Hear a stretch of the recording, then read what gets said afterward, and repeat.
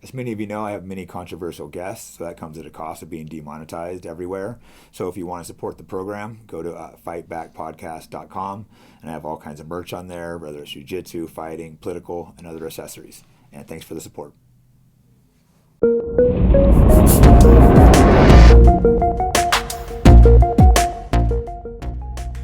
Here with Gilbert El Nino Melendez, former UFC fighter, Strikeforce champion, World Series of Fighting champion. Were you Shudo champion too? I wasn't Shudo champion, but at the time, I believe I was ranked number one. I beat Ruben Osada, who was the Pacific Rim champ at the time, and then Pequeño vacated the title. Remember that? It was the 145-pound champ. So I couldn't for the champion now. I feel like you should have been, and fought for the UFC title twice. I thought you won it. I thought it was a clear robbery, but.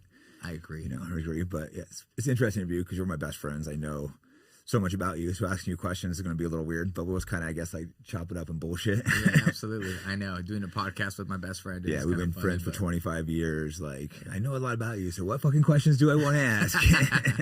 Nah, we'll have a good time. Yeah. So how'd you get into fighting, Gilbert? Yeah. That's great, man. Now we get to tell our story, right? I grew up in Santa Ana, California, and some of my friends down the street, they did wrestling. The big brother, his big brother, my friend Adrian's big brother did wrestling out there, and he was like really tough, and I kind of liked his posture.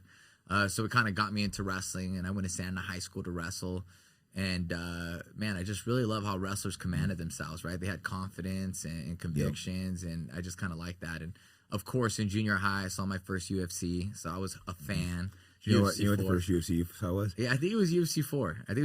I'm not too sure. Who was It was Dan Severn versus Hoist Gracie. That's the first one I saw. Yeah, it was awesome, right? And back then we were both wrestlers, so exactly. I saw the wrestling, and I was like, oh, wrestling's awesome right there, and that kind of like validated that wrestling was the shit, And I think I was in 7th grade. Anyways, did my high school, Santa Ana High School wrestling, loved it, man. Was a fan the whole way. Then I went to San Francisco State. Wrestled there for a year. Wasn't as cool as Santa Ana High School. I love Santa Ana High School. I had a great experience wrestling there. Went to state. A lot of good state placers. Scott Glab, great coach. Sadie Morales, my coach. Fernando Serrato's, really great guys out there. Made me love wrestling. I wanted to be a wrestling coach and a teacher because I loved it so much. Then I went to college and, trying to get my education out there. 1 year in, I wasn't the best wrestling team. My second year, you came in. San Francisco kind of sucked the love out of wrestling for me because I loved it in high school, loved it in junior college, and that program just, maybe it's because it already fought or maybe it's the way it was ran, but it made me not love wrestling too. Yeah, I mean, rest in peace, Lars Jensen was the coach out there. He was just a big heavyweight, and I just couldn't really identify with like a giant heavyweight and the technique. Not anything negative about a guy that's passed away, but yeah, we just didn't see eye to eye. Yeah, exactly, man. So I still needed that love of training, you know what I mean? And I still needed to fill that void, but it was you came through, bro. My second year in college, I came through, and I remember you were on the wrestling mats out there, and the transfer from Cuesta, and I remember you sat by me, and you're like, Gil, you gonna go out tonight? And I was like, yeah, hell yeah, I'm going out tonight. I'm gonna go hang out with you guys, And then I think we started our friendship and relationship, on the party side. Yeah, we won't get into those stories, but we went hard for a few years and we had some good times, man. That was Navy SEAL training right there, right? Yeah. But we still train every day after. Absolutely. And I think you were telling me that you fought, and I didn't really I was like, I seen every UFC, bro. You did not fight, and then I kind of challenged you, and I think you pretty much tied me up. Beat me up. Yeah, tied me up in a noodle, and I was like. I kind of became a disciple of you, kind of like when I challenged Chuck Liddell and then he beat the fuck out of me. Is that what happened? Yeah, exactly. Kind of exactly the same. You're like, sure, buddy. And then beat the fuck out of you and you're like, oh. I'm a believer. Yeah. It's like, it makes you a believer, right? Like, I want to see it to believe it, right? And you did that. And I was like, holy shit, dude, this is the real stuff. And then you pulled out the VHS tapes. That's right. VHS, dude. Right. And I remember just like seeing you in Gladiator Challenge, whooping dudes' asses. And I was like, this is awesome. This is why I wanted to wrestle to begin with. Like, I like this part of wrestling and combat, and then I was sold, man. And I just started training right there, and you took me to Caesar Gracie's. Something cool about when I brought you to Caesar's is right, because me and Nick were friends, but we were rivals. We would go at it, and then I brought you. Nick looks at him and goes, Next day, he brought Nate. That you guys are fighting just from day one. We're like best friends, but it was like rivalry right from the beginning, and that's important, having this friendship but competitive rivalry to drive each other. Absolutely. Like we would, I think me and you, because we'd come together, and the Diaz brothers come together, and we would drive each other to get better. Because if the Diaz brothers came put it on us one day, we'd be like, oh, fuck that. But we put it on them one day, they'd be like, fuck back and come in and adjust. So like, we were like best friends, but I think we really just drove each other to greatness. Oh, absolutely. And I think that was so special, right? That's what was so special about us. I think like people would have those rivalries, but they couldn't have the friendship part, right? Yeah. Or it was vice versa. But we would actually like, you know, beat each other up. Yeah. The competitive was insane between us, but like our friendship was also like so real. Like it was an agreement that under no circumstances would we ever fight each other. You know, I remember a reporter would ask us, he'd be like, go fuck yourself and walk out of the interview. Yep, it's exactly. Like, we're not fighting. We're brothers. We have an agreement, you know, for life. Any street fights that happened, we instantly would all be in there together. Some of those have been televised. Gilbert had my back too. You're the one that pretends like you're the nice one in the group. Gil's the nice Mr. ESPN, but doesn't swear. You're the good guy in the group, but you still rolled with us thugs. Hey man, that's like you gotta live by the warrior code, right? You know, and I love that. You've taught me a lot of my life about that stuff too, and opened my eyes to a lot of stuff. But definitely the, you know, ask questions, second, jump in first type of mentality. And I love that. And I came from Santa Ana and, you know, and land culture. We're always like loyal to each other and everything. So I always dug that about you as well, man. So, yeah, man, we had a special team, man. We have a special team in a unique situation. And I remember walking in, you know, I remember Nate there and we were kind of the same guy. You and Nick were the same guys. You guys already knew you wanted to be world champions. We were obsessed and we were on a mission and nothing was going to stop us. Nothing was going to stop us. Absolutely obsessed. This was going to happen. And we just joined you. And so, like, I was like, oh, this guy's badass. He's serious. He knows what he wants to do. I'm going to go kick it with him. I like the way he rolls. Yeah. And Nate and I would kind of be like, man, these guys are crazy. Like, and you know, we kind of laugh on the side sometimes and have some comic relief.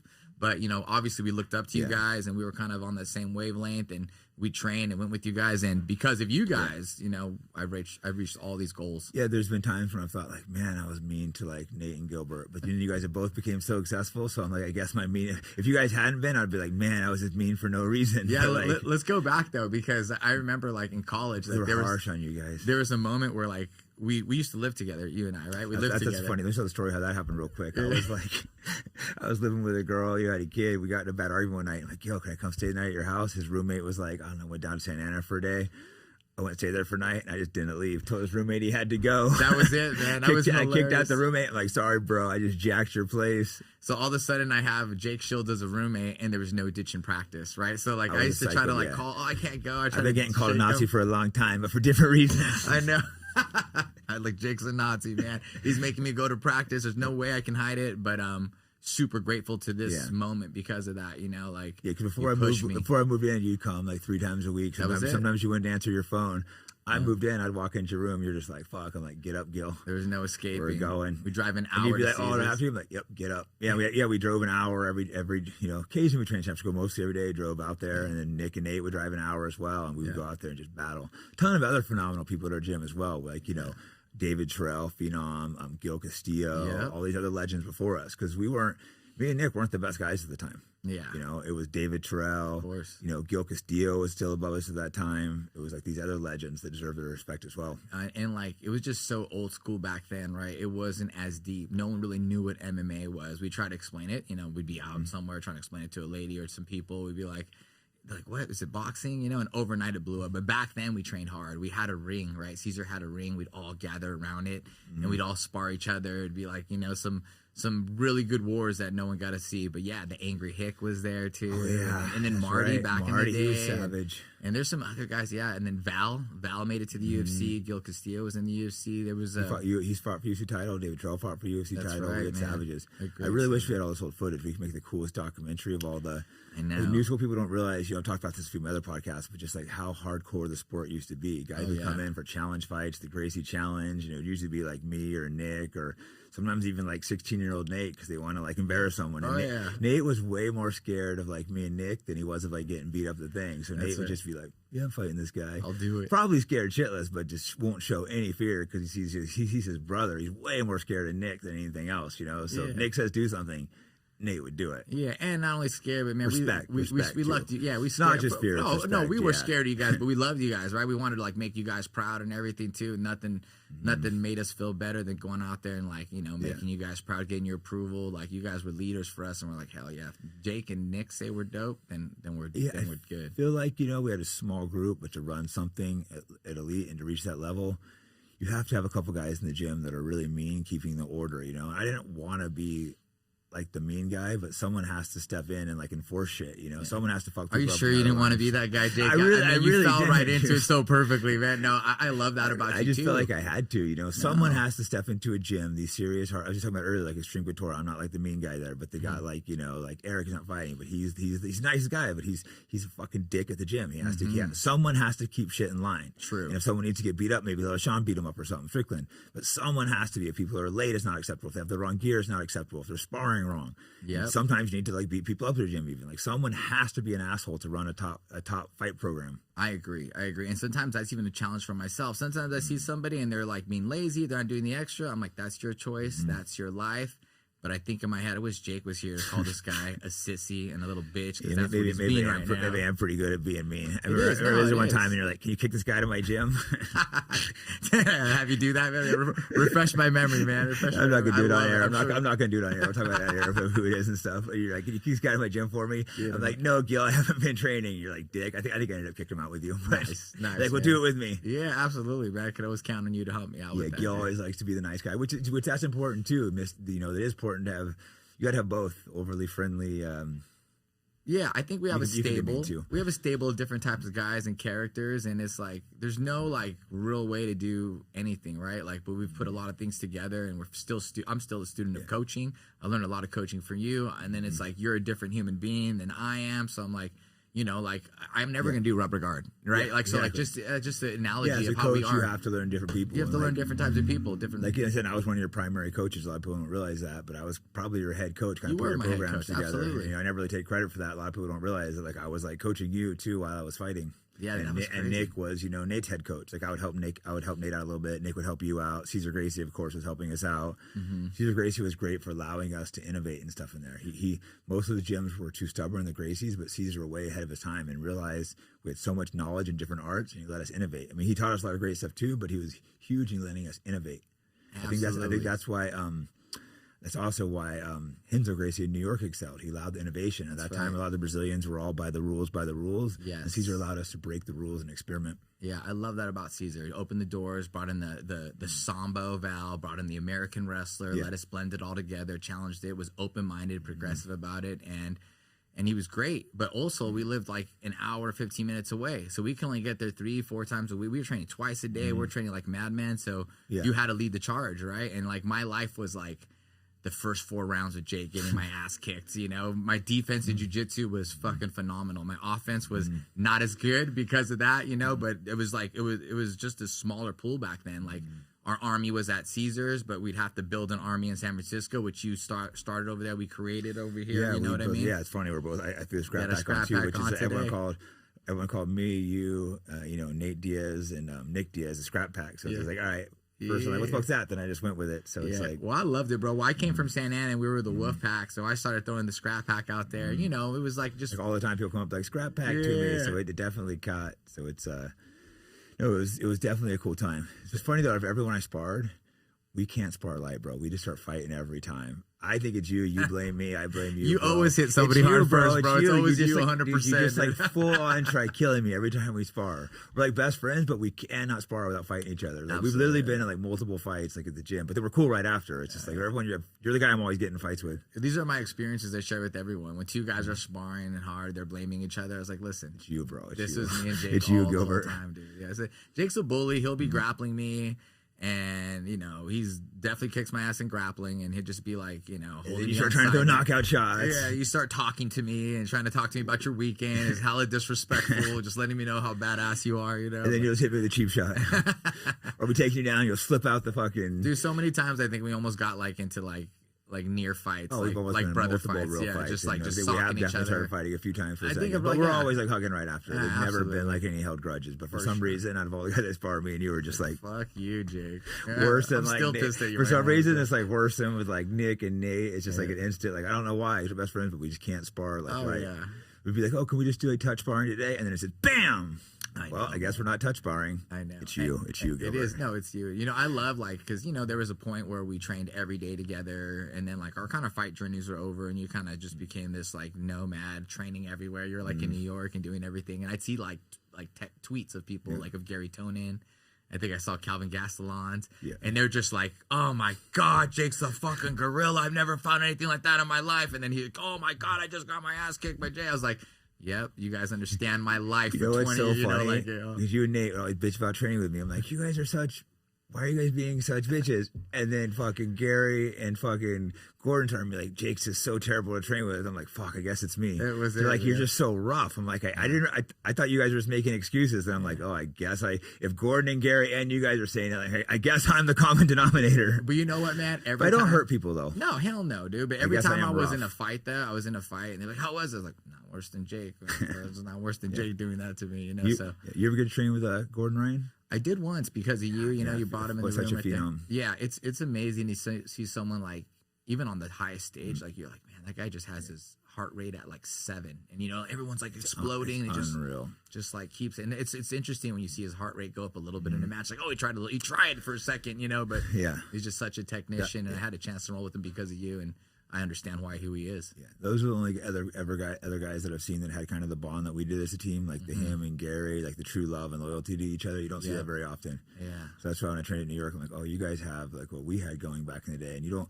Most of these gyms are big powerhouses where everyone moves to. There's tons of egos. They don't like each other. There's like all that happening. Yeah, people ask us about that too. Like, how do you guys do this? How do you do that? And I just kind of look at them like, what do you mean? Like, I don't know. Like, you have to read a book, how to be loyal, how to be a friend. Like, I don't know. Like, we were lucky the fight gods put us together, and because we're badasses, but we also understood our warrior code. I don't know if it's the right way, wrong way. It's just been our way, you know? And yeah, man, I think it's like people crave that, right? Like, it's almost like a lost thing, not only in martial arts, but in society, just like loyalty, brotherhood, and like backing each other up. Like, it's interesting to me. I'm extremely loyal, but then I learned later in life you have to be careful who you're loyal to.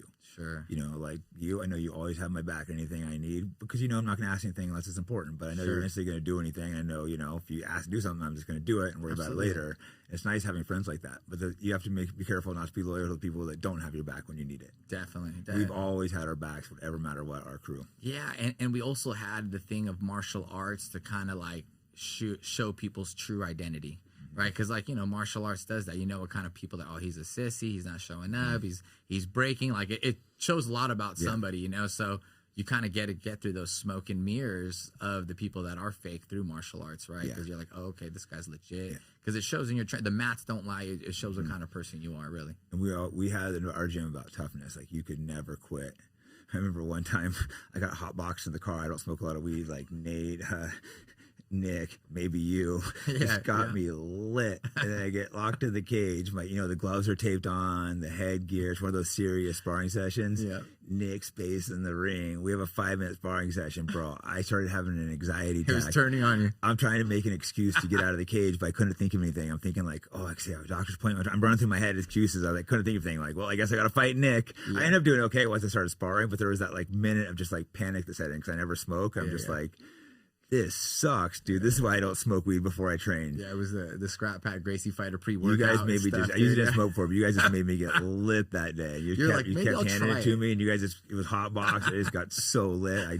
That's like the most scared I've ever been in training. I'm just like literally about to have a panic attack. I like to make I love it, dude. I see it turning on people sometimes. You know, they're talkative, and all of a sudden they're just like silent looking, and you're just like, hey, are you all right over there? Were you Daniel Roberts, the club, where you started freaking out, being like, I don't think they like black people.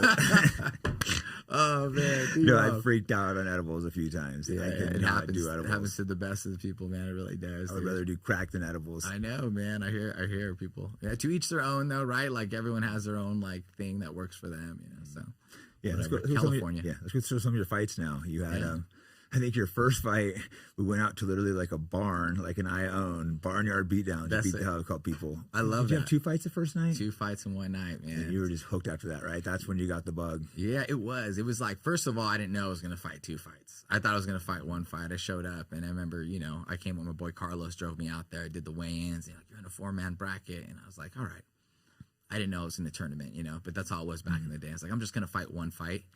And then I'll just be good, you know? And then I fought, you know, you were there, you made it out. I fought the fight. The guy looked tough. I was like, yo, don't throw a haymaker, don't throw a haymaker, don't throw a haymaker. I went out there, threw a haymaker. Wow, the guy took me down. I reversed him. I beat him up you could tell people can break mentally right away. I started You learning can feel when someone breaks. You Sometimes can learn, feel man. it. Yeah, he was yoked, had a big tattoo. It feels so good when you feel someone break. Yeah, I could just feel it. And then I was like, Jake, I already fought once, man. They put me in this tournament. Maybe I shouldn't do it. You're like, you just like went, what? And you're like, you got to go. No, go do the tournament. You know, I was like, all right, dude. So I remember just beating some like military guy up, dude. I was pounding on a mount. I was like beating him up, and he was like, tap me. And I just like looked, and I was like, nah, I'm gonna beat you up. And they like stopped the fight, and I don't know. It was supposed to be amateur. Got a few $100, and I was hooked, man. I was like, it was so I think you really empowering. changed after that. You were just like, you got a lot more. Because before I was always having to ride you. Let's go, go, Gil. Yeah. After that, I could see you had a little of your own motivation. That's awesome, man. Yeah, you forget these times, man. But it was. And I remember I didn't tell my dad nothing. But afterwards, I was like, hey, Dad, I just beat 2 dudes up, man. He's like, what? Stay in school. And then, all right, cool. And just kind of left it at that every time for a few fights. You know, then I started fighting more and more. And I remember, I remember going to Hawaii. That was a big fight for us, dude.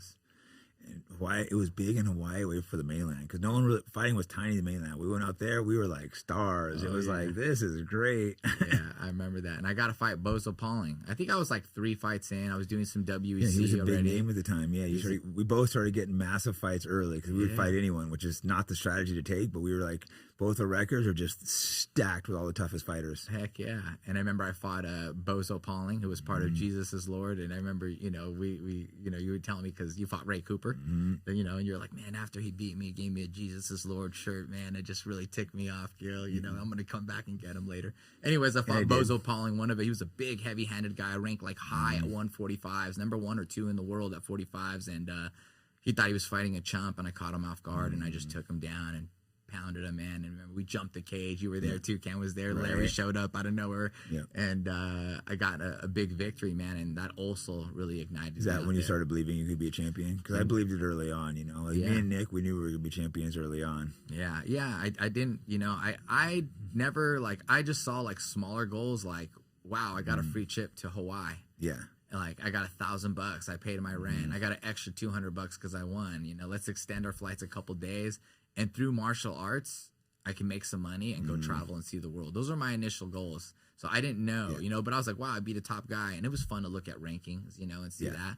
But it did, I don't know when I started feeling that, to be honest. I didn't know, but I'm glad you saw that in me. And it's awesome because you stuck by me with it. But I was constantly on you, but obviously helping you a lot. But I was riding you because I saw potential. I wouldn't have rode you like that if I didn't see potential. Right away I could see you could be good. I'm good at spotting guys that could be good. And I just saw you had that fight in you. Otherwise, you're also my friend, and I enjoy being around you and don't want to do this stuff by myself. But it was also like, if I wouldn't have thought you could have been a champion, I wouldn't have rode you like that. I wouldn't have pushed someone into something that they're going to fail at. Right. Yeah, you are blunt. You are blunt with it, and you let someone know. You're like, Gil, that guy's never going to make it. I was like, come on, Jake, give him a chance. Nope, he's not going to make it, dude. Have I been wrong? No, you have not been wrong with that. You're not been wrong, dude. It's tough to question you on that, Yeah, I mean, I hope I'm wrong someday with that, but it's like I'm pretty good at spotting. It's a fucking tough sport. Yeah. And then, Jake, you just don't have room for crybabies and complainers. You just have no room for that. I try to kind of sometimes work through it with people, and I'm like, listen, you're just like, I have no time for that shit, No, I think it is good. I think we work great together. That's what team, because it is. Because you're so much more nicer than me, and I'm such a fucking asshole sometimes. But it's so important to have you that can talk to people and stuff, especially when we were coaching the girls. Oh my God, I was not good at that. You were the head coach for Ultimate Fighter of the girls. Yeah, isn't that cool? I remember I was like, all right, things are going well. I got this cool new contract with UFC. They said I can coach the Ultimate Fighter, dude. Well, we're coaching the Ultimate Fighter. We go out there as girls. Yeah, well, my whole idea was all right, how are we gonna get respect real quick? I was like, all right, we're gonna go in there. It's gonna be me, Jake, Nate. What we're gonna do is we're gonna fuck these dudes up, and then they're gonna fall in line, and it's gonna be dope. And then 2 weeks out or whatever, they're gonna be girls or something. I was like, shit, now what are we gonna do? It's hard. It's hard because that's how we get respect. Because you beat somebody up, and you're like, hey, I'm gonna listen to that. Exactly, and we run it, and I'm very strict. Me and these girls don't react quite the same, so I had to learn to pull back my. I remember one time I yelled at a girl and I didn't think about it. And the next day she's like, "Can we talk about yesterday?" I just completely forgot about it. I was just like, "Get your fucking gloves on" or something. And it didn't even cross my mind. And she's like, "Can we talk about it?" I'm like, "Talk about what?" It's like, "Yesterday." I'm like, yesterday. I just no idea what you're talking about. You yelled, dude. It just shows You the yelled different at her. thinking of girls. Dude? You know, Yeah. it's like, okay, I got to tone down my coaching for girls. Yeah, you gotta have some compassion with that and everything too. And they're more emotional. The swings after every fight, win or lose, they would cry. Yeah, no, very true. But there is something about the ladies that is like They're tough, bro. they're They bring it. as They bring it when hell, they. No, right? I shouldn't Like, just be knocking the girls. They bring it when they fight. They right? bring it. It's like, crazy. you don't need to take that. Like, I don't care. Wow, wow. Yeah, wow. shouldn't just be Like, knocking them. They go at it when they go fight at it, and when they spar. Absolutely, man. Absolutely. There's something about that too, you know. And I think also like there's a lot of imposters in terms of men that do the sport. They're doing it all for the wrong reasons. You know what I mean? Yeah. And I think ladies, most of them, like, there's really no They reason. do it because they're dealing with some kind of demons. I think Yeah. most people deal with fighting some kind of demons, but for the girls particularly, because it's not like cool for a girl to fight the way it is for a guy. Exactly. I mean, like, you must really want to fight if you're going to do that. You know, I think some guys are like, I just want to make it. I just want to kind of like take my picture. I just want to say I'm a fighter and never really have to fight a fight. They just want to kick butt, you know, like, and they're good. Some guys are good until they fight someone, until they get in a real fight when they have adversity. You know what I mean? Methylene blue has been used for over 100 years for medical purposes and recently surged back into popularity. It has been shown to help repair brain tissue and improve memory, cognitive function, energy, and mood. Research suggests that methylene blue could have neuroprotective effects, possibly aiding in conditions like Alzheimer's, Parkinson's, and depression. Go to MerakiMedicinal.com and use the promo code FIGHTBACK for a discount. Yeah, and you coached Rose, what's your last name? Mama Eunice. Right away, I saw the creativity in her, and I'm like, she could be good. Everyone there, I looked at and I go, this girl could be good. Absolutely. She was still too raw. I don't think she won the tournament then, but yeah, I could see the potential for greatness of her. Yeah, and you know what? And I think, you know, she is technically probably the greatest 115er. Yeah, she's just so creative. Very creative. She's able to like come up. Creative. You can show her a move and she could add to it. Not a lot of people can do that and make it her own. And like, she can adapt, create new things. And people talk about the two 115-pound, like, oh, who are the goats? They're like, oh, it's Joanna and it's Zhang. You know, Wei Li, right? And I'm like, they both lost to Rose twice. You know what I mean? Damn. Like, she's the one who beat them twice. You know, but it's hard to sustain, like, you know, and that's, I think it's a challenge, right? Like, when you see someone at their best, you're like, wow, that's great. But it's hard to like reach that greatness, you know, and to maintain it, right? Like, that's what's so special. People are just gunning for you. Man, that's why John's the man, right? You know, It's John insane. Jones is the man. No, like when people talk about, like, I like Khabib and all, but he had a really short period of greatness. You have to have a long period of greatness. At GSP, at John Jones, Absolutely. These guys had massive brains that covered multiple years. Even like our crew, all of us had long, good careers. You know, unfortunately not like the champs for those long periods, but we were like really in the top 10 for like 15 years, all of us, which is not a lot of fighters just come and go. Absolutely. I think you said it right there. I think to be a true great, it's like you have to do the generational thing. Like that. Those, you have to like go those through a couple wrestlers. generations of fighters. Exactly. Like those wrestlers, that Cuban wrestler who just won his 4th gold, or the Russian was the Russian Bear. Like he was a gold medalist 4 year, another gold medal, meaning like the new young buck who came up 4 years. You keep taking him out, right? Not like, oh, I just won the championship and I'm you out have of to here. hold it for a while. You got to hold it, man. Now, you might be the greatest for a year. Like Kane was amazing for like 2 years. But I can't put him in the top either because his stretch wasn't long enough. Yeah. There was like 2 years where he absolute killer, the best in the world, you know. But unfortunately, it's like a 2 to 3 year stretch. Absolutely. I need to see like a 10-year stretch to get the greatest. Like Jose Aldo, like he's a guy who's like, man, how you still relevant at 135? He's been, maybe he's number 2 always, but if you add it all up, his career's been amazing because he's been a top guy for multiple years. And that to me is what it's about, right? You know, just being relevant for so long and being good for so long and being the top for so long. You know? So many of these guys just like come and go so quick. Oh yeah. So. I mean, when did we start? I mean, my first fight was 2000, maybe 2001, and I think 99. My first, 19. I think maybe 2001 for you, probably. Yeah, 2001. So damn near 20 years of getting at it, and I think maybe I was ranked since 2003 all the way to like 2014, you know what I mean? Yeah, so like 10 years in the top 10. Yeah, and that just shows you like exactly, that's like shows you a really top 10 fighter for 10 years. And we did 2 weight classes. I did 145s. I was like, and I went up to 55s. 2 weight classes, 70, 85s, you know, like we really did it like you know, that. And Nate and Nick also, our whole crew had long, I guess because we were safe for their training and we were always consistent. We didn't take time off because like we helped each other train. Like, so as soon as I was done training, like you, Nate, or Nick would have a fight. It wouldn't be like disappear. I've had people where I help train for a fight and then I hit them up for help and they're like, oh, I'm not training right now. And it's like, fuck you. Yeah, it's the worst. Fuck you. I just helped you. Because at the time we weren't like paying each other for sparring partners. We were just like helping trade and sparring. man, people did that to me, and that pissed me off. But you never did it. Nick never did it, and Nate never did it. You guys always were there for me to spar. Yep. Unless you were hurt or something. Yep. I saw you call a Free couple of people cost. out You guys that way. you guys would all. Hell yeah, I would. I beat a few people at the gym for that. The funny stories. I better not tell them by names. There's one hilarious one with a well-known fighter that he would probably laugh about it. But yeah, it the was. big jiu-jitsu guy. It was. I'll bring him on maybe talk about it. Where I had to beat That'd him be up. that'd be a great story because, like, he was a young man, 18 at the time. Better, you know, man, but it came way better after that. Yeah, You realized the absolutely. gym had Absolutely. a system. Yeah. If I want to train, he better train with so me. long story short, dude, Jake didn't want to. We were having Jake was training for a fight, and one of the people that was training there didn't want to train with Jake to get ready for the fight because he had a tournament that weekend. And we're like, yo, we need the help. That's what the team does. I'm gonna go make some money in this grappling tournament, and screw you guys. You know, we're like, what the hell, dude? You're supposed to be part of the team now. Right there, I say to him, I'm into that tournament, and I'm going to take your fucking money. And he's like, yo, you have to do it too. So we had to go do it. I think Nate did it. You know, It was a everyone dope did it. tournament. You There was won the all kinds of- tournament. yeah, We all had some. I took his fucking money. You took his money. It was a rough match too. I was Yeah. roughing him up. The Yeah. whole crowd was like, "Ooh, should have trained with me." And he realized that. He completely changed his attitude after that. Yeah, and he's amazing. We became dude. good friends after that. Heck And yeah, like, heck yeah. That's what the sport does. Yeah. That's what I'm it was a talking wake up about. call. Like I That's should what have I'm trained talking with him, about. and he went and came and took my money. Yeah. And roughed me up. That's awesome, man. That was, You know, it humbles you exactly because Yeah. we've all had our ass kicked. Like, you know, when I hopped in and chucked the the first time, I got kicked in my fucking liver or punched in my liver, and then I went to like grimace, and then he saw me grimace, and then fucking like triple punched me in it, standing over me. Never show you're hurt. It's like shit like that sticks with you though. Like you don't forget a lesson like that. Oh, yeah. It's tough love, dude, and that's in everything in life, right? Not just in the cage. It's like if someone gets under your skin while you're having a discussion outside, it's like, don't show them you're pissed off. Don't show nobody. You know, it's like all these things, man.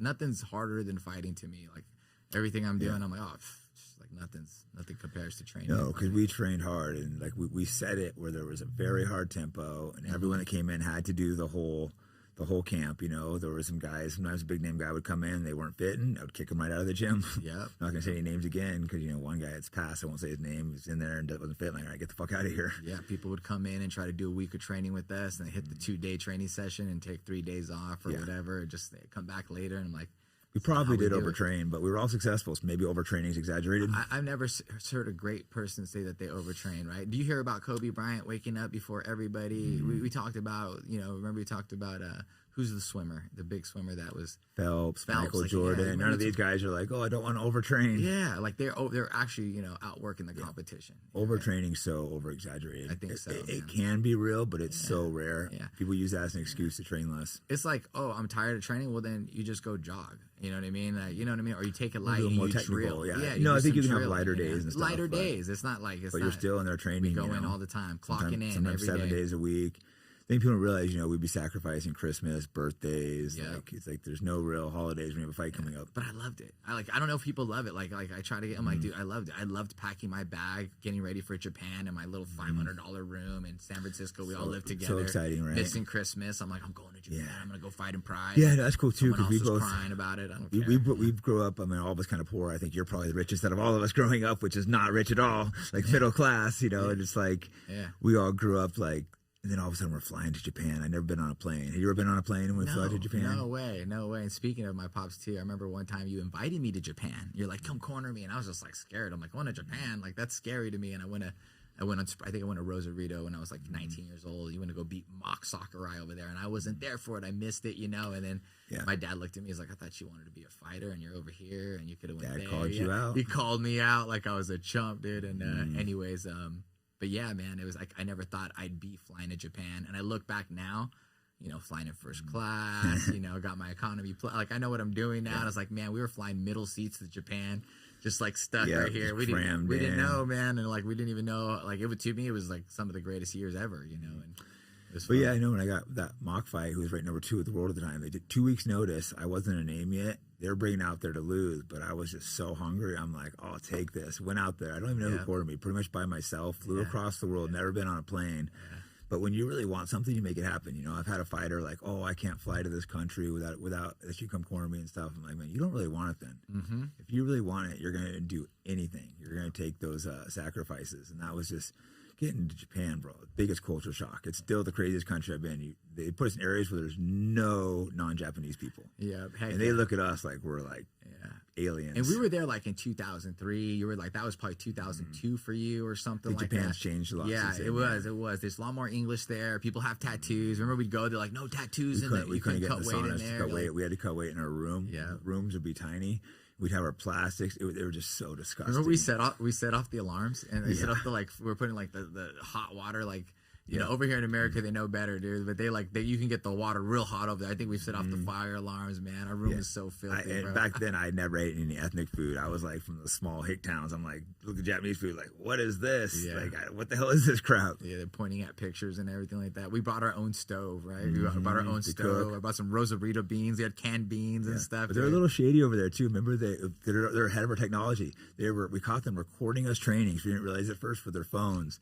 We freaked out on them. All of a sudden, they started pretending like they didn't know English. We're about to beat them up. Yep, I remember that. We're cutting weight. We both on in the same car. You're gonna fight. I think they're watching our training, what we were doing. Yeah, heck yeah, they were recording it. Like that was like I guess we're old, Jake, because there was phones and they didn't record back then. Yeah. We did not know what that was, and then all of a sudden we're like, what is that guy doing with this phone?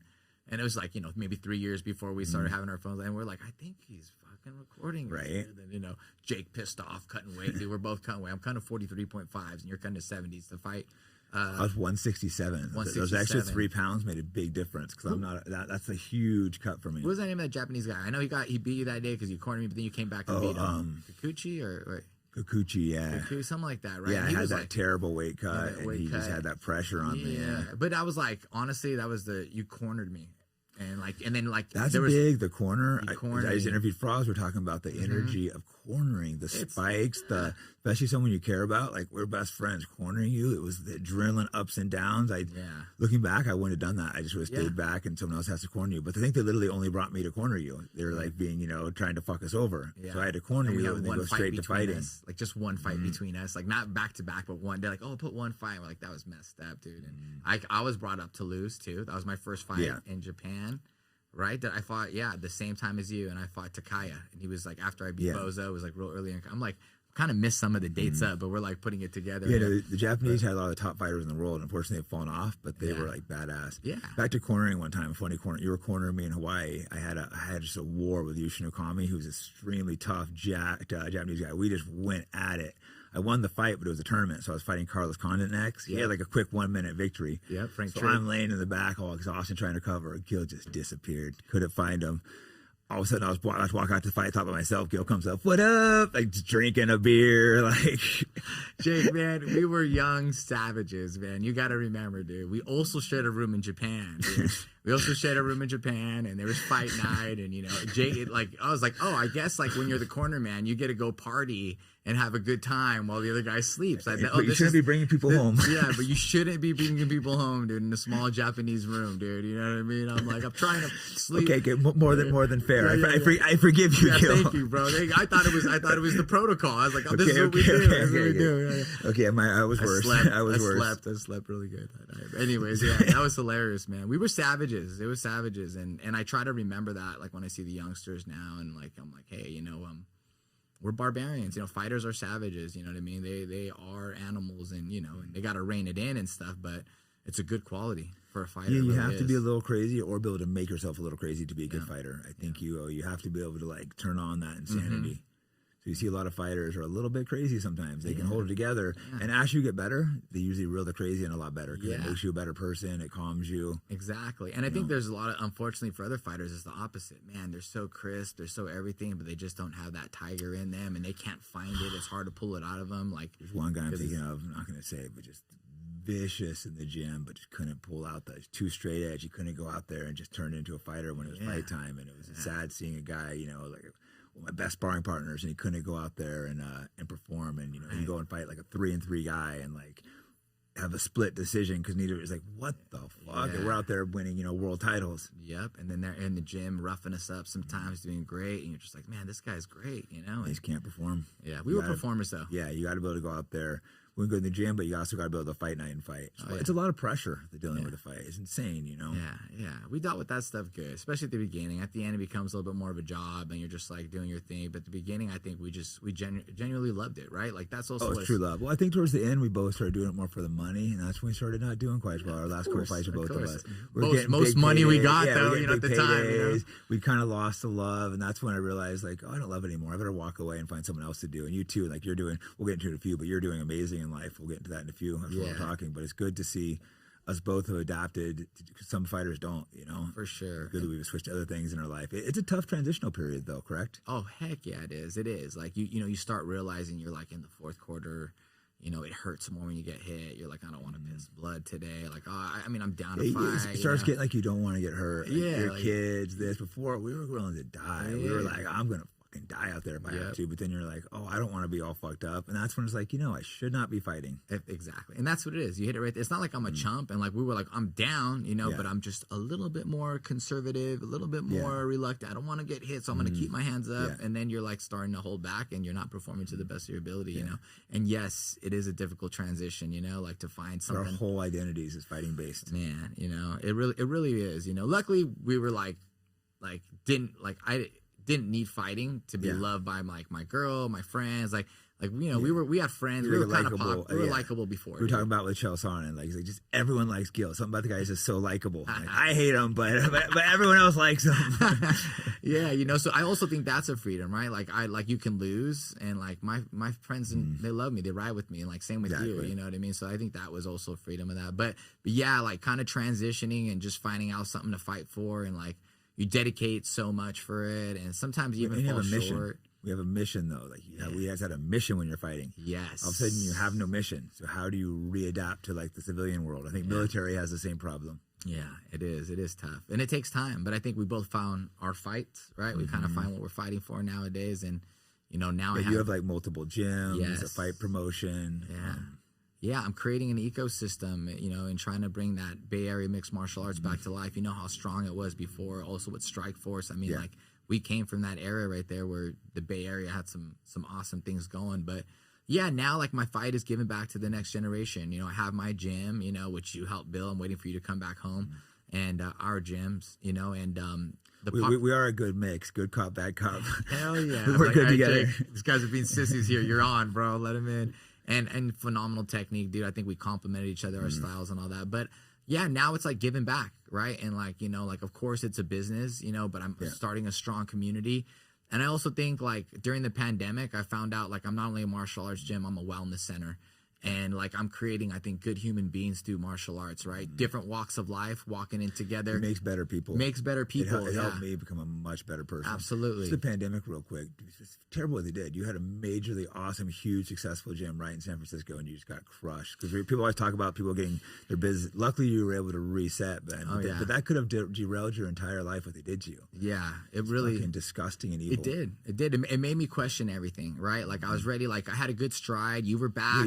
I probably would have moved it not. I was helping you run it. We had this huge, building fighters, massive, just packed, huge profits. It was like, it was tough. It was a tough one, but it was also like, it was one of those things. I almost packed up and moved down to SoCal again. I said, you know what, I'm done with this, dude. But it was one of those things too. I said, all right, well, there's an opportunity now, like I also, because I did some speakeasy, right? I did speakeasy training, first of all. I was helping you run it. Yeah, I was laughing. I'm the one that pitched you into it. Yeah, 2 weeks in. Like, I don't know, 2 weeks, Jake. I'm like, don't be a faggot, Gilbert. Give me the keys to your gym. I was like, well, if I'm not going to get COVID from this guy, then, oh, well. All right, so it was just me, you, and then I think Camilo. Camilo, who just gave us black belt. Yeah, Camilo, gave us black belt. He well-deserved. Danny would come in. Yes. It started with 2 or 3, and then more people came. But during that time, that's when I recognized, I was like, wow, this is, for some people, they need to stay down. Everyone has their own convictions, but there was that certain group of people who, like, it was a wellness center. They needed this, right? They needed friends. It was for their health. I need training, and so that's what I just retired too. And I need to train. I need to be social. I can't sit around. I have too much energy. I can't sit around an apartment all day and watch TV, or I'll lose my mind. Exactly, and that's what I realized. I was like, wow, this isn't about fighting. This is about people like scared for their mental well-being. Pick up a drug addiction. I would probably start doing drugs if I hadn't. Done that. Dude, those first 3 weeks, I was like, okay. The first, it was like, this is fun. I got nothing to do. I'm gonna have some fun. And then you're like 2.5 weeks. I'm like, I felt like a piece of shit, And then, so during that time, like I built a little stable of guys. I'm like, all right, man, they're like, you know, their risk tolerance was whatever, and their beliefs were whatever. And I was like, wow, we really needed this. And they were like grateful, man. I can just see like I'm feeling better. Like they just went to church or something, you know? And I was like, this is like necessary for us, not for everybody, but we know like how great this is. Not about being a great fighter. Cops they knew we were coming in. They left us alone because the city had really strict policies. The cops would see me going in, but they would just like kind of nod. So that was I'm sure some cops would have ratted on us, but the ones in the area knew that was happening and they let it be, which was good. Yeah. I think a lot of people understood that, right? It was such a weird time, you know, but like, you know, and everyone had their opinions, but like my convictions were like, I need to train. I need to help. My instinct told me we had to train. We have to do it. You know, especially I just retired. I wasn't working. Some people, what am I supposed to do? Just sit around for 24 hours and do nothing all day? It's not healthy. I have to be doing some kind of working. They also closed the hiking trails, the beaches. Like, I'm not built to do that. That's why right away I'm like, we got to get the gym open or I'm going to lose my mind. You were. And you made it real clear, like there's no life to be lived stuck in a box doing nothing. I'd rather live my life and go out swinging. There's always risk in life. Yeah, there's always risk in life. That's when I realized people are cowards and scared to die.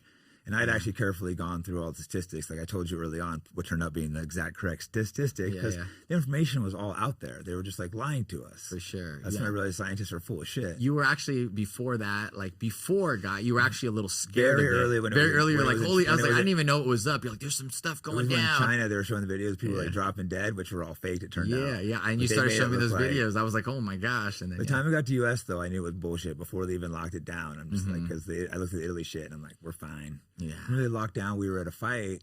Leslie was fighting. They literally shut the fight down a couple hours before. Yep, I do remember that. That was insane. They just like canceled the fight. Yeah, and I had to come back and shut down my whole gym. I had to pause everyone's memberships. $40,000 a month coming in. Boom, first of the month, dude. Everyone, like a bunch of members and everything just stopped. And I couldn't. Imagine a lot of people build up. Luckily, you had money, but if you had no money coming in from fighting and money put away, that could have just derailed and ruined your life. Oh, it took a lot of money was lost, bro. It was a fight, and you lost by hundreds of thousands, but your life was still okay. A lot of people that could completely derailed. You know, that's people. Get divorced, get drug addiction. They ruined so many people's lives for this shit. That's why I'm so angry about it. Like, we bounced through it, but a lot of people didn't. And I've seen people, I know someone that killed themselves through it. People got hooked on drugs through it. It just, I don't know, it pisses me off. But we'll move on. No, it's very, I haven't even looked into that deep of perspective. Just think of it. Think if like you wouldn't have had any money, then it starts causing problems in the relationship. And then it's just like. Yep, you're totally right. No, I do see that. It was a tough time, but we persevered and I get to look back,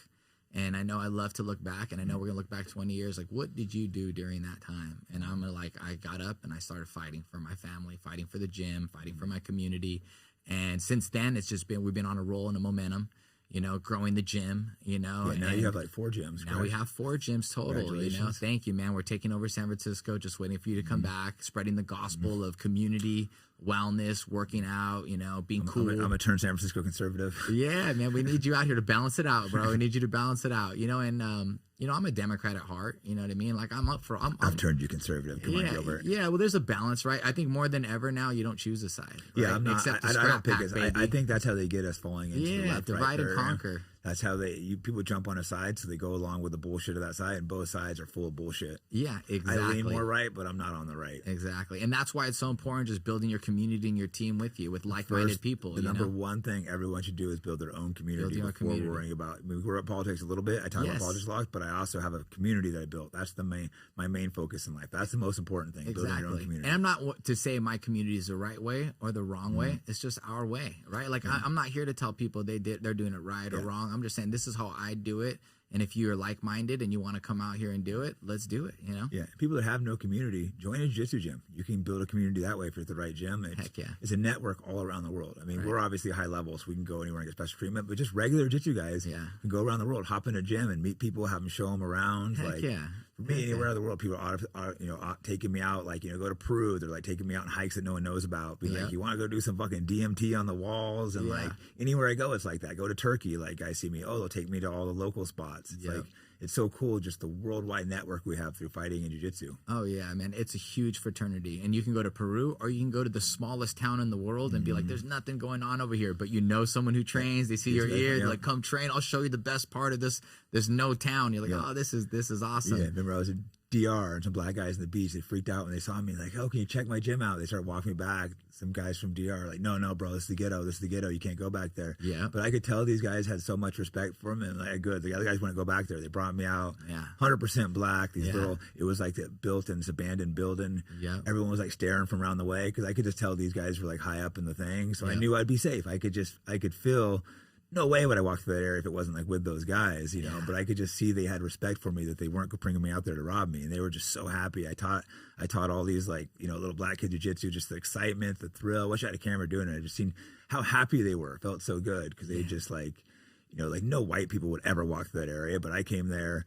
A lot of the guys probably didn't know who I was, but one of their head guys is like, oh, this guy's a huge, you know, star jiu-jitsu. And I was teaching them. They're all running around, taking cameras. The whole neighborhood was coming out. It just felt good to be able to do stuff like that. Absolutely. And not many people have the courage to walk in there the way you did, right? Like you wouldn't do it if I didn't have good character judgment, and I could really tell those guys had genuine respect for me, and I could tell they were well respected in the community. So I'm not recommending people do something like that. Sure, but you know, but you're cool, calm, you have collected. to know the situation. That, you have to read the situation. Same with like Brazil. If you're going to favelas, you better go with someone highly respected. Sure. Absolutely. But you can't just be local. It's got to be someone respected in those communities. And I think you build that through training, right? And I think that's what's huge about it. Like, we actually do have a totem pole. Like, sorry, man. Like, you can't just be a white belt and expect to get all these privileges, right? You have to earn it. You have to earn it, man. And like, hey, man, show your respect, you know? And I love that about our sport. And we have a totem pole. And I think, like, that's something our society is trying to get rid of. And I'm like, what are you talking about, man? This is what we need, you know? They send their kids. They send their kids to jiu-jitsu class. So Coach Mo can yell at them, you know what I mean, and put them in place. Like, oh, you're late, we're all doing push-ups. Exactly. Oh, you want to talk, we're all doing push-ups, you know, and like, you know, oh, you want to do this, and like, hey, you're working hard, you're gonna lead the class. Like, you know, I think those are huge things, and I think sometimes parents struggle, and they'll like, take your kid to jiu-jitsu, man, we'll humble them real quick, you know, and it's just, that's what that sport does, and that's why I love it, man. I love it. It's opened so many doors for me. It's giving me a voice. Martial arts is giving me a voice, right? Like, I'm not scared to talk to anyone. I'm not nervous to talk to anybody. Like, because I'm not scared anyone's going to whip me up. I could fight. So it gives me this voice, you know, to be able to talk and to be calm, cool, collected. I love everything about martial arts. You do commentating for like ESPN and stuff now. I never watch it. I remember stumbled across one day. And I'm like, holy shit, Gil's good. This is like, you're all so professional. I'm like, this is my homie Gil. I didn't know you actually can do commentating, so it looks so professional. Yeah, man. I never went to school for nothing, but like, you know, same thing. Just like in training, like you jump and you do all your jiu-jitsu matches till you don't suck, right? Or you do all your fighting till you don't suck. And that's what I did. I just said yes to every interview, and I just said every opportunity until I didn't suck at it, till I found my voice, you know? Yeah, it's a learning process. Like, I just started a podcast with no idea what I'm doing, but it's like you kind of learn as you go. I figured I could take classes and stuff, and you know what, I'll just jump in and learn as I go. I think in life you have to just jump in things and figure it out. Exactly. And then don't think about what anyone says. Who cares if you suck at first? And like, that's why we were good at fighting. Like, we don't hear none of the noise. We don't do nothing. We just jump on in it. And like, if someone wants to say it, I don't care what anyone thinks about me. I don't care anyone thinks about me. Hate comes from below. It's not the people doing better than you hating on you. Yeah, and you're right. You're right. And you know why? Because like, I feel like there's people that I look up to that are actually been encouraging me lately, and those are the opinions I care about. Like, hey, you're heading in the right direction, Gil. Keep it like up. I said, I watch you and I'm like, wow, you're good. And I was telling Cho that, and like, I didn't realize how good Gil was. Yeah, man, I love it. We love the sport, right? You're doing commentating for LFA now, or? Yeah, I do commentating for LFA during the pandemic. You know, there wasn't much work going down too, so I got to jump with LFA. Ed Suarez opened the doors for me over there, Sven Bean and Mark Berry, and they're like, I went with the fighter, Joe Cropshot out there. He fought Cody Brundage, who's actually fighting. I'm here in Vegas right now for the fights, and he's fighting this Saturday, Cody Cumbridge, who beat Joe Cropshot, who's such a stud from John Santos is. Anyways, I was out here cornering, and he threw it at me, and I said, hell yeah, I'd love to come out here and commentate. To me, like, I do ESPN post-fight and pre-fight stuff, which is fun. There's nothing like sitting at the table and watching these guys fight, and LFA has like 40% of the UFC roster came from LFA, so I see all these young bucks who are hungry, who are still barely on the cusp. Their bank accounts are low, but they're on their way to greatness, right? Like right now, I saw Charles Johnson, Inner Gang. He's a 125er, and I seen him climb up, and he's an amazing fighter, super humble, super cool. Now I'm looking at him 3 years or 2 years later. He's in the UFC, and he's doing well, and I get to like see these journeys. It was nice seeing the guys make it. It's a tough sport to make it on. It's a tough sport. Years of sacrifice, being broke, no fame, no love. you have to be dedicated and you have to go all in. That's the problem. You can't half-ass it. You have to put your whole life into it. And you got to love it. Because like I remember right now I was doing an LFA, like, oh man, this guy lived in the truck in the gym and he lived out there. And I was like, yeah, I guess that's a little bit, I have no compassion. That sounds like an amazing time to me. Like living outside of the gym in the van and just training every day. Like we love that stuff. And some of these guys, they choose it, but they can be like a construction worker, or they can choose their job and actually have money in their bank, but they choose not to because they want a legacy. You know, they want to build a legacy, and that's what life's about, man. Like we were poor for years, but we were like so happy still because we were on a rich mission. As hell, dude. Poor like but six rich of us as in a hell. little house, but we were just like so happy because we were on a mission and we knew we were going to succeed. Yeah, man, it was it. The journey's as fun as like the success, just the journey along the way. Absolutely. Yeah, absolutely. and you had some big fights. I was one that just popped in my head. Jorge Masvidal. Yeah, he's such a savage, and you beat him. That was such a good fight. That was such a tough fight because man, he's tough. I knew how good he was saying how tough it was too. Yeah, he was so good, right? Like, but he also didn't get the recognition he deserved then, right? You fought him before, yeah, that's right. Before he got really famous, but we knew how good he was. We were like, oh man, this motherfucker's signing right. the streets, that was dude. before he was really famous, but that was a savage. And he was a real cholo too. He was a real gangster. I was like, man, this guy's a real gangster he was a real too, one. you know. And I remember fighting him and getting ready, and I was the champ. So he's like, he beat like KJ Noons or somebody, and like Josh Thompson beat KJ Cavalcante. There was like a bunch of guys coming to fight me. So I'm like watching like this bracket of guys fight each other, beat each other till they get, because I was defending the title. And he went out there, and I was like, oh, this guy's a sav. You know, I'm gonna have to get my boxing sharp. I hurt my back in that fight, so I didn't work my wrestling as much. So my boxing got sharp, and I knew he was just working his wrestling, because he thought Gil's going to have to take me down. But just by injury, fight gods, like my striking was so on point and sharp there, you know, and I had the fans behind me, and, you know, I had a great performance, and I remember some funny things. I had this friend, Jason Lackey, who was like, you know, just like heckling Jorge Masvidal, and like, and he like was like remembering him. And I think even like, you know, like he was like mocking him at the weigh-ins and stuff. And, long story short, man, like after the fight, like he was like talking crap. I think Jorge jumped over and like smacked him and something, you know, and I think Jorge, even him, like he even went on like MMA Junkie to like apologize and talk to him about it. It was just a funny experience, and I think some guys got jumped too afterwards by some of the guys from Miami. No, you always knew he was real. Like when I interviewed him, I just knew I couldn't respect him, but I was go, hey, Jorge, you don't disrespect Gil. You know, Nate, I'm sure he wouldn't have anyways, but just because. It's a situation we both know if we start popping off, we're gonna have no choice but to fucking throw down. That's why. But I think that's why you respect someone like that. You know, I'm not gonna ever throw disrespect towards one of his close boys or something. And I don't think he would have anyways. I just had to just make sure you don't throw any disrespect, because I know you guys have like all fought, or you almost fought Nick. And he's like, of course not. So no, that's the way it is. We come from that area, right? It's like don't let your mouth write a check your ass can't cash, right? We come from that area. I'm like, man, I'm not gonna like. No, you tell Jorge was the same. Like we've all mellowed out now, but it's just like we always respected him, but I always knew any minute I might have to fight him, or I could have easily fought him in a professional fight. We almost crossed paths a bunch, so we always had to stay at a distance. But I think we always both respected each other. Yeah, heck yeah, and we knew him like before everyone else the way they know him. Like I knew he was the backyard brawl. I knew who he was. I was like, man, this guy's tough right here. Dude, it's about to go down, you know. And you beat a guy at a time where, like, you know, I'm the guy, not him, you know, and I'm going to have to fight this tough guy who is not as recognized yet, you know, though I knew exactly who he was. But I'm glad to see all his success, and he's done a good job. Hugely successful, he's turned into a massive star. He's deserved it for Deserves it 100%, man. Well, I like the way he rolls. A good dude, hard. I think, you know, don't know him that well, but seems like loyal to the people around him, because he's close with like Icy Mike and those guys. Like I said, I didn't know him well. I was always in town. I'm like, oh, you want to cruise by and do a podcast? He's like, yeah, sure. So I'm like, all right, that's cool.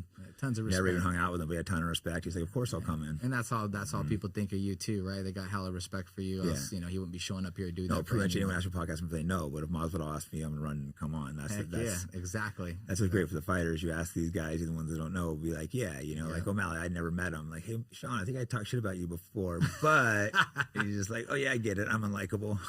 I get when people talk shit about me. I figured I wanted to be honest. I didn't want to like not tell someone I talk bad shit. Are you kidding me? Sean O'Malley watched you growing up, right? Like, you know he did. I remember I grappled him at the quintet. We did the quintet, and we had we got a match out there too. And afterwards, like, oh man, good work. I watched you growing up and stuff, you know. And I think he was really happy when Nate started respecting him too, because he looked up to Nate, and I think maybe Nate talked to him shit before, and he was really happy when he earned the respect of guys like Nate and like the OGs. Of course, who doesn't want and he that? definitely man? earned the respect, O'Malley. You know, think because he was the guy initially I didn't respect, but man, he earned my respect. Yeah, and he always, you know, he deserved it. You know, I think the UFC saw him as a great marketing tool. I think the reason I threw hate, like there was no reason to throw hate. It's like you know, it's just bullshit reason because they were giving him kind of easy fights, and they were really hyping him, and he had like the funny looking hair, the tattoos. I'm like, fuck this guy. But then when I saw the greatness of, you know, beating like Sterling and Jan, I'm like, this guy deserves my respect, and that's, you know. Yeah, and I like the way he commands himself too. You know, I do like the way he rolls out. First time I met him on the podcast, he was such a likable dude. I'm like, oh, this guy's so likable in person. Absolutely. Like, I'm sorry for hating you. Sorry for bullying you a little bit. But he's like, oh, I totally get why people would hate me. That's the best part. At least he gets it, you know. You understand that, Jake? Yeah, exactly. I know a lot of people hate me online, and then they meet me. I totally get it. But they meet me in person, and they're like, oh, I like that guy. Yeah, absolutely, exactly. That happens all the time. I thought you were like a prick. And like the Diaz brothers, all the time, I didn't realize how cool the Diaz brothers were. Right. Like, they really get it. People think they're like some pricks, and it's like, if you disrespect them, they'll fuck you up. But absolutely, as real as it comes, right? Like I feel like we've always been as real as it comes, and you know, authentic and genuine about it all. And I think people understand that around us. A real crew. Let's get back to a couple more fight questions. Yeah, let's go. Pride. I never got to fight in Pride, bro. God, that was the coolest fucking show. It was the coolest. I didn't even get to go with you for some reason. I think I had another fight coming on. But like, did you fight Pride twice or just the once? I got to fight twice in Pride. Damn, I missed both of them. They got fights coming up too. We were on a roll at that time. We had to start splitting up a little bit. That was when I realized that time I cornered you and stuff. The travel, I realized, oh, that caused me, like, it helped lead me to lose that fight. So we had to start being. You have to be selfish in the sport. Absolutely. You have to help your team out, but you have to put yourself first. But you also then you have to put the around you, because then they'll help you. So the selfishness is also to help yours. Absolutely. And I think when I fought Aoki, you fought Dan Henderson. That's when we had to bring the It was the same night. Yeah, wow. we had to split our corner. That's when we brought Nick and Nate. Nate cornered me, and we made sure we didn't make that mistake again, you know. But yes, dude, Pride was amazing, man. And I was like, that was like the pinnacle. I loved Pride more than the UFC at the time. The lightweight Grand Prix, the light heavyweight Grand Prix, you know, Vanderlei Silva knocking out Rampage, and like, just like, I love how Rampage went out smiling. I was like, oh, this is the best ever. Like Ricardo Arona. He picked him up and bam! Slammed Arona, you know, like it was just Vanderlei Silva just going Vanderlei on people. And it was one of the best Vanderlei, times. he was staring you to that thing. He was just one of the, oh man, everyone was terrified of him. Yeah, Igor Valchanchin was before Fedor was the Russian. Crow Cop was there. Vegeta. People that are fight fans and haven't watched Pride, they should go back and watch these old things. It was epic. Yeah, and I was watching the lightweight Grand Prix go down when Forrest Griffin was fighting Stephan Bonner. Everyone was watching that, like, oh, here's MMA, and I'm watching like Joaquin Hansen, Takanori Gomi, Kawajiri, Mock Sakurai. I think Thompson was even in that. Josh Time, maybe Edwards was in it.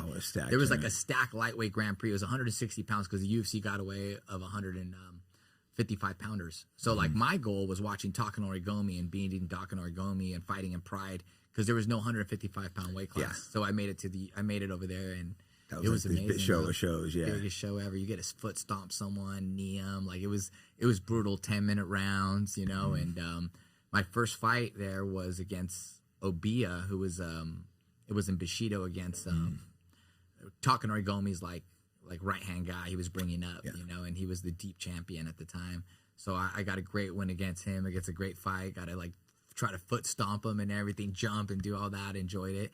And then I fought Kawajiri on like the New Year's Eve show, which was like huge. He was a huge start time, really tough. Like I said, the Japanese were some of the best fighters. Japan, Brazil, and America were the three dominant countries. Then Japan just fell off. Brazil's fallen off a little bit, but Japan fell off hard. Yeah. Well, they got bought out after that. I beat Kawajiri. I was like ranked number 2 in the world at the time. I believe it was like a big win for me. 45er, number 1, went up to 55s and got up there big, and it was a huge moment. But then the UFC bought Pride at that time, you know, and then it was like they didn't buy my contract because I had a Strikeforce contract. I had like a different type of deal. Paying really well, probably. You've always managed to get paid really well. Yeah, I did a good job, dude. Yeah, I was always chasing the money over the fame, right? Like I don't need to get cut in line. We were making a lot more money not in the UFC. A lot of people don't realize that. People are like, oh, when you make the UFC, it's like, bitch, I've been turning down offers because I'm making like 3 times as much money, like in Strikeforce and stuff. It's unfortunate Strikeforce got bought out because we were the champs there for a while, and it at the time it was a massive show. You know, we're being big well, stars. they were there. actually be competing, right? Like UFC all of a sudden, bought it just to kill it. I think that was it, right? 100% was why. Out of pride, they bought them both, and then they killed them because they were such serious competition. Yeah,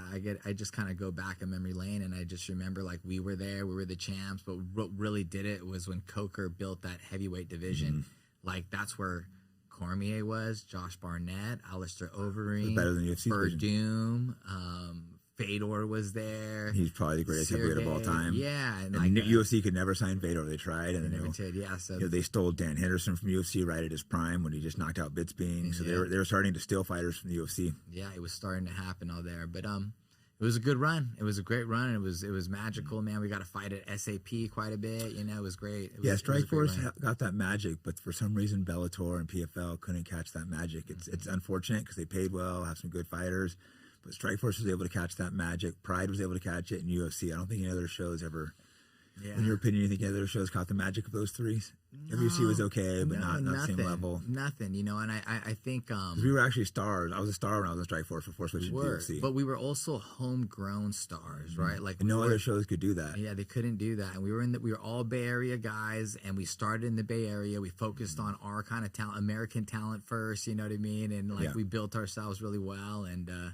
Yeah, it was a special time, man. Scott Coker did an amazing job. I think Scott Coker did an amazing job with them. He did a lot for the sport. Nothing bad to say about him. He paid me really well. Yeah. Let's switch up real quick to your wife. She's a phenomenal fighter as well. Yeah. I really wanted to see her go to the UFC. Is that going to happen, or is it? Well, I mean, let's see, dude. She's officially a free agent right now. Wow, I would love to see her get a couple fights in the UFC. Yeah. There's a story to tell there. She's so tough. And well, we didn't start off on the best grounding, but she's awesome now. Yeah, for sure. She gave me like a black eye the very first night we hung out. I started chasing her, and you know, she took me away from Jake a little bit. Yeah, so I like her a lot now, but we definitely feuded the first like 5 years. Yeah, we were road dogs. Jake and I were road dogs, so it was kind of tough a little bit, that transition, a little bit finding. Sorry for putting you in that feud between your wife, but no way, man. Dude, it's very blunt and like Gil's mine. I'm taking him. Yeah, we had so much to conquer and everything. Yeah, love is crazy like that, dude. No, I found love with her, and I still do, and she's also a great fighter, right? And she's really tough. I would love to see her fight again. She's phenomenal. That's what the UFC really should sign her. Yeah, and Carrie Taylor, vicious, or Melendez. Carrie Taylor Melendez. Yeah, but yeah, you've seen it, right? And like Jake, you're blunt about it, and you know it. Like you'll tell someone if they suck, and I think she's one of the best strikers out there. And like you said, I'm blunt. I let her know I didn't like her at the beginning. But now we get along great. Yeah, now we're family, now we can laugh at it. You know, they still have debates. You guys still have debates. We'll still argue. They're still arguing, but we like each other. Of course. Yeah, for a while we like legitimately didn't care for each other, but we made it work because we cared about you. Of course, man. Of course. And two stubborn people. You guys are similar. Is what's funny. And but dude, she's had a great career. She's undefeated, right? She's undefeated. She's like a brown belt now. Sign her. Yeah, let's get her signed, man. Let's get her a few fights. I think she can compete with the best of the 15s. I agree. Maybe we're here in Vegas right now. We'll go find Mick and we should talk to him because plus they have a story to tell. The wife of Gil Melendez. It's like she's very good looking. They can market on that aspect. Hell yeah. There's nothing like it's nothing like when you run into that fighter woman and you're like, oh, you're a fighter. Like the guy, oh, you're a fighter. She's super marketable. Super marketable. And then when you see him fight, you're like, oh crap, that's a fighter. She looks like a video game out there. Even to this day, in MMA and UFC, like male or female, like some guys they just don't like they're fighting professional, but it doesn't look like amazing, And when she fights, you're like, damn, you look like a damn video. I would always tell girls, don't spar with Carrie. Don't hop in there, she'll fuck you up. She's mean. Yeah. She's gotten the respect in the gym, you know what I mean? And she is the Scrap Pack member. Dude, she's our queen out there. She's the mean one like me, I guess, of the girls. Yeah, we'll take her, dude. We'll take her. We don't discriminate. We'll take her as long as you whoop some ass and everything. Yeah, she's great, man. And we're also business partners. She helps me run the gym. She's coaching and doing all that. It's been a good team, good teamwork. No, exactly. That's why I initially liked her. I'm like, okay, she's actually been good for you. I'll change so you can grow and change opinions. There you go. That's it, man. It took me a few years. It took some time, man. It took some time, dude. We're all happy. But no, I would just love to see her before she retires. A couple fights in the UFC. Yeah. I think she could fight for the title and maybe win it. We believe that, right? We believe that. No, she's that good. I don't know why they haven't signed her. Yeah. Well, I think she was with Bellator making good money. Why. Yeah, she had a good contract. Other shows pay really well. Yep. Scott Coker was her promoter to begin with, even in Muay Thai, and they helped bring her up in there, and she got the right challenges and stuff. But with him out of it and Bellator being whatever, and the PFL acquisition, it just like we're happy to be out of there, in that way. Yeah. Mike Hogan was great out there. At this point in her career, she'd really be awesome to see her in the UFC. I understand it's about money too, but Yeah, we gotta tell those guys. No. Like, get this signed. Yeah, let's just go. Let's Are you push managing that. her or? Yeah, hell yeah, I manage her all the time. I mean, I would always take help from somebody else and all that, but yeah, You call Ali or something. So yeah, you know, we know, like, once you get onto the top, like, you know what you need for management. You know, you just need a good lawyer. Yeah. So, what was your favorite show to fight in? Pride or UFC or? Wow, I think I loved my times in Strikeforce and whatever, but there was nothing like. I just remember being young and being like, wow, I want to be in Pride, fighting in the ring, Japan, the production, and I thought this is where I'm going to finish my career. You know. Had so many great fights though and great opportunities, and like we're lucky that we traveled to Japan, Hawaii, and like fought in different organizations. First time going to Hawaii, like this is awesome. We made it. We made it, man. We made it. Yeah, you got to fight in Pancrase. I fought in Shudo.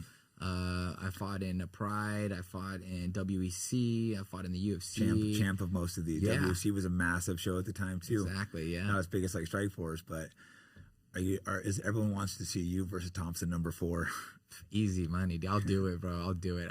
I feel like ultimate feud, but you guys still don't like each other, huh? Oh, I just say like, well, I respect Josh. I would say I just said the punk is the punk for a reason. Yeah. Josh is always the punk. He's a punk. He's the punk. Thompson. Yeah, he's always been cool to me. But if shit breaks out, I'm punching him. Yeah. I know I hung out a couple times. I don't think you were that stoked, but it's like that was back when we were getting in trouble. But he's always been good to me. But ultimately, I always have your back, of course. Thank shit you, breaks out, I'm punching Josh. But I've always liked the guy too. And I think like I had a chip on my shoulder when I was young, and I just had some fucking battles. 3 fucking battles, epic fights. Thompson, that's what people want to see, the 4th one. Yeah. And you won two, right? 2 out of 3. I won 2 out of 3. People are still asking for the 4th because they were just all such fucking great wars. Yeah, for the right price, I would do it. Yeah, that would pay you well because you guys are both, a little older, but you guys could still rally for that fight. Oh yeah, I stay in shape all the time. That's just our my life is like, I know I won't be the best fighter in the world. Is too. He's the kind of guy I like to stay in shape. But I want to be my optimal self. Yeah. That's always my goal and everything. And I do honestly, like I've always kind of like been thinking the last 2 years, like, oh, maybe I'll jump back in, I'll do it. Like, but lately, as my momentum is growing, like your momentum is growing, like with the fight show that I'm doing, with the gyms and everything, and all that business stuff. Yeah, it's actually a little bit like easier to like put it behind me. But I'm like, hey, for the right price, like that GFL called me up and they offered me some good money, and they were like, hey, they'd probably they were gonna offer you the same too, but we didn't really entertain it at all. And there's a lot of fighters who went out there and took that money. It wasn't. My podcast picking up, starting to make money there. You have your gyms. It's kind of like, do I really want to go and fight again? It takes a lot. Yeah, and I don't want to fight for money. Like I obviously want to get paid, but I want to make sure I'm having a great time and I love it. It'd have to be an opponent that got me inspired. That's why I mentioned Thompson. I can see you guys maybe getting like, we'll do a grappling match for sure, dude. Sign up a grappling match. You guys got to fight again. I'll box them. If I do a show, I'll make it you guys fight. Yeah, I like it. How about boxing? I'd box him better. The box? Let's box. How can we do that? Thompson would probably do it. Yeah, I think I'd rather box. That's not a bad idea. Let's box better. Maybe It's just MMA is so hard. Maybe get you and Thompson and then Nate and someone else on the same card. I like where this is going, dude. I definitely don't would like the box though, so I don't want to get on that card. Yeah, I love I'll do it. an MMA fight again. I'm Mexican, bro. I love boxing and all that, And I think it's like it's a very Mexican hard style. sport. Remember Connor got called racist for saying boxing like a Mexican? It's like, what are you talking about? That's like a common term. No Mexican said that was racist. No Mexican said that. It's like a compliment when you say you box like a Mexican, because you guys, Mexican style is just that cardio. They just come forward and like that technical brawling. It's like, I fucking trained with sparring you Mexicans. I fucking hate sparring. Nate, it's that Mexican style. I know exactly what that means. For sure, man. It's all about machismo. Anyone calling that racist is a moron. It's like a compliment. What's wrong with people sometimes, right? We're just too touchy over race. I think because of gyms, we joke around a lot. We're not serious, but we'll say racist shit, fucking around. But not me. Okay, me, I guess. I'm probably the worst. Yeah, right? We don't actually mean it, Like, before you came, like, oh, Gilbert's late, Mexican time. The producer's like, oh, I don't even say that. Trust me, we can. Yeah, I think it's human nature to just laugh at things. And I also think that's what's great about the Mexican culture. Like comic relief is just how you deal with life, in hard times, sad times. Like we'll bust a pinata and drink some cerveza, shoot some guns. Exactly. I've always got along great with like the Mexican culture. Yeah, for you sure. Hop right in and have fun with them and crazy cousin Baloo. Exactly. But on the positive side, besides the drinking and all that, hey man, hardest workers out there. Dedicated, loyal, family bonds, and like getting together in community is huge. You know what I mean? That's sad about the white culture. A lot of us don't have large family bonds and community. I think that's part of the problem in the West when you start rebuilding those family bonds. Absolutely, I've noticed that with like the Mexican families I see, the Afghan families, the Chinese families. You have these larger family bonds, and that's what the white people need to rebuild. For sure. Like you think of that Gran Torino movie, you know what I mean? You remember Gran Torino? I didn't watch it, but I should. Yeah, go watch Gran Torino. You know, he just lost connection with his family out there and made connection with the family that had family values and all that. But yeah, like I would like for family, they're always gonna, like my mom, like if she ever got sick, I'm gonna stand by her side. I would never. If she got COVID, I would not go in her room. I would be in her room next to her if the doctor said whatever. Oh, yeah, exactly. You know what I mean? Or if they said, hey, she has to get checked into this. I'm like, nah, she's staying with me. They didn't let people see their dying parents during COVID. That one really pissed me off. Could you imagine your mom dying in a hospital? They want to let you in to see her. I would have got arrested. We would have got arrested. But can you believe on the other side that people wouldn't want to go see their parents that were sick because they were scared of it? I would be like, listen, if you get sick, I will come take care of you every day. I don't care if I catch it too. I will be next to you. No, exactly. Took care of my girl when she was sick. Never caught it. Of course it did. Yeah. Well, shit, anything before we wrap up? People can find you. Yeah, man. At Gilbert Melendez, have a big announcement. May 17th, I'm having my next fight show in San Jose. I'm partnered up with Scott Coker. I'll make sure to come. Fight Night 3. Yeah, Jake's gonna be there. Let's make it official. All right. We're building up the next Bay Area fighters out there, trying to like cultivate the stars, bring that ecosystem back. Nate's been coming to them. I got a lot of young up-and-comers. Rampage came. What a great dude, right? If you never knew him that well, but then you ask him for something and he jumps and does it. Yeah, absolutely. And he understands respect because we've also done favors for him, and he understands us right away. Like, oh, these guys are legit, like this crew. And that's what he said, man. Is I fucks with you guys are real, and we know that, And I was never that close to him, but such a great dude once I got to know him. Absolutely, wow, what a great dude. What a great guy. Yeah, so that's what I got cooking. May 17th. Come check us out. Big fight show. Texas Arena if you guys are in town. Building the gyms in San Francisco, waiting for Jake to come back, and join a gym, boys. Join a gym, boys and girls. Join a gym. Yep, everyone should work out. Martial arts, I recommend. If not, like weights. I think martial arts is the best thing you can train though. If you have to pick between the two, without a doubt. 100%, man. So thank you, El Nino. We'll be doing this again. So let's go, Shields. Go.